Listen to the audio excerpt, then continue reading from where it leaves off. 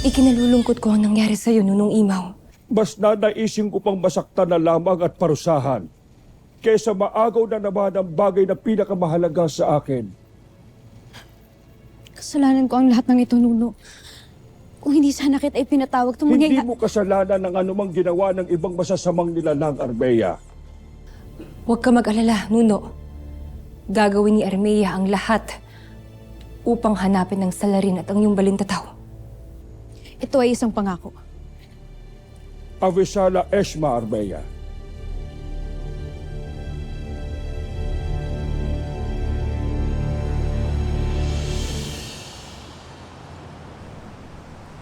Hindi man tayo madalas makapag-usap, Armea. Ngunit may mata at tenga ako sa Sapiro.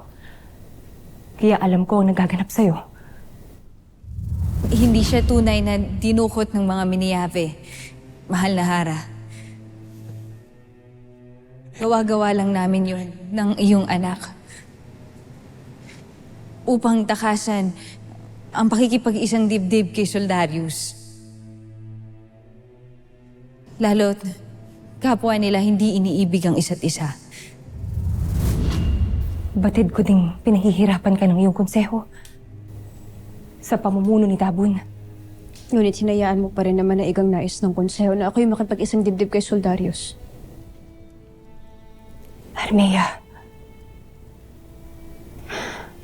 hindi na tulad ng dati na ang Sapiro ay kailangan pang pangasiwaan ng Hara ng Lireo. May sarili na itong kalayaan at kasarinlan. At hindi ako maaaring pumasok sapagkat maaari lang magdulot ito ng alitan at di pagkakaunawaan.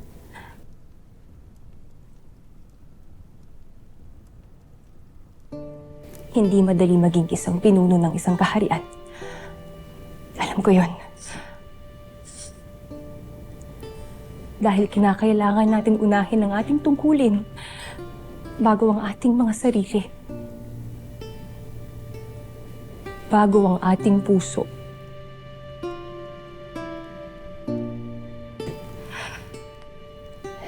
Nung ako ay kasing gulang mo, anak, pinangarap ko ding maging malaya.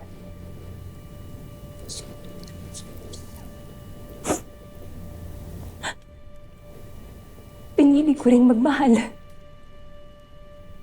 At kaya mo, handa akong ipaglaban ang pagmamahal na yon.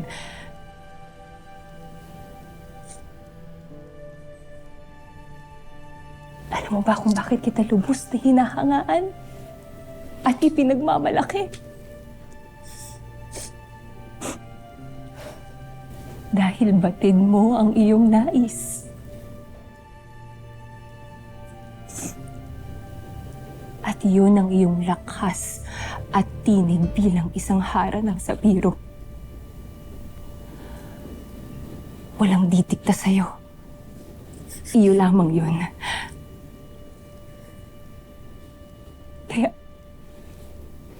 Kaya patawarin mo sana ako, anak, ha? Patawarin mo kung hindi ko nagawang ipagtanggol ka sa oras na kinakailangan mo ako.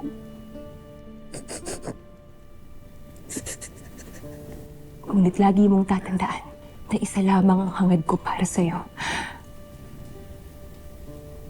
At yun ay maging isa kang mapagmahal na hara ng Sapiro.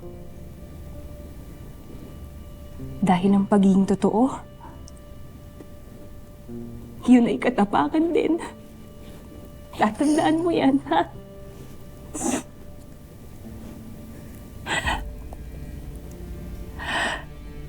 Hawak mo ang korona at ang trono ng Sapiro.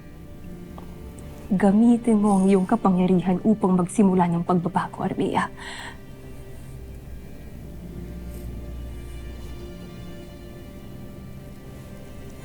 Patawarin mo ako, anak.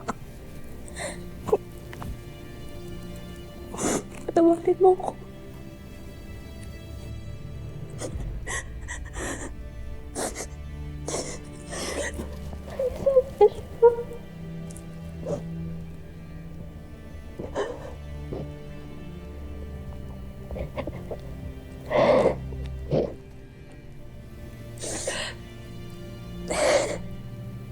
Hafiz Al-Ashma at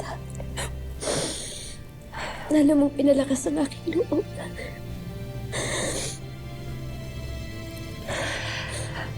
Ngayon ay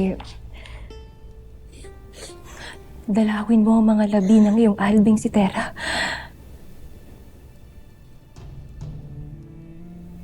Labi ng aking albe.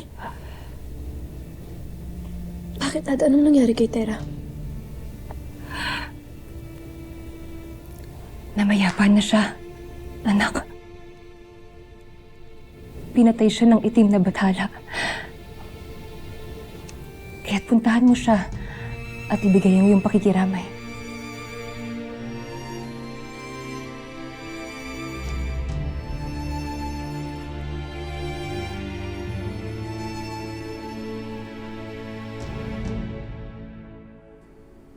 Nakalis na ang ating inutusan. Naway makarating siya kaagad ng Encantadia.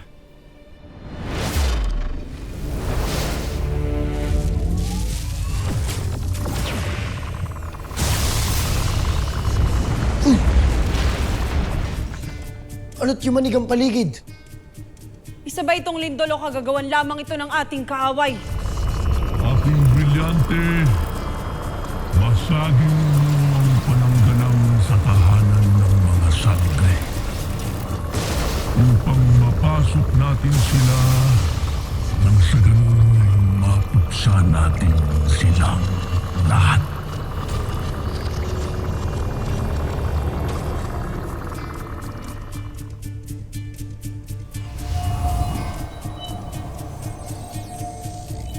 Brilyante ng hangin. Ibulong sa akin ang rason ng pagyanig. Mapapasok ko rin kayo. Hindi kayo makakapagtago sa akin.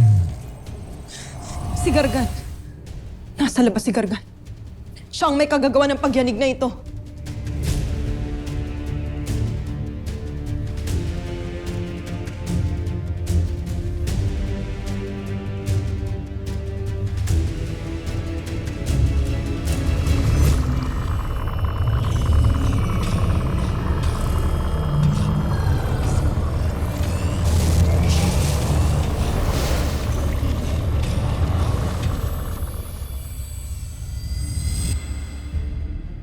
Ano ang iyong nakikita? Ang mga kasamahan ni Tera.